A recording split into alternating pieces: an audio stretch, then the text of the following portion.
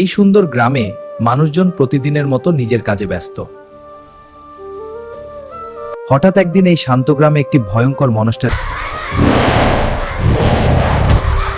একসময় যে গ্রাম ছিল আনন্দে ভরা, এখন সেই গ্রাম ভয়ে কাঁপতে লাগলো। সবাই ভাবতে লাগলো এই মনস্টারের হাত থেকে তাদেরকে বাঁচাবে।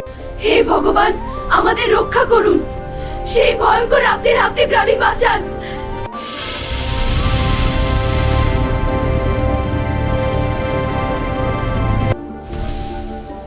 ভয় পেও না ভক্তরা, তোমাদের কি হয়েছে? কেন এত দুঃখ? প্রভু, একটি রাক্ষস আমাদের গ্রামে এসেছে, প্রতিদিন একজন করে মানুষ মেরে ফেলছে। যতক্ষণ আমি আছি তোমাদের কেউ ক্ষতি করতে পারবে না। আজই আমি সেই রাক্ষসকে শাস্তি দেব। এই গ্রাম আবার, এখানে আর কাউকে কষ্ট দিতে দেব না।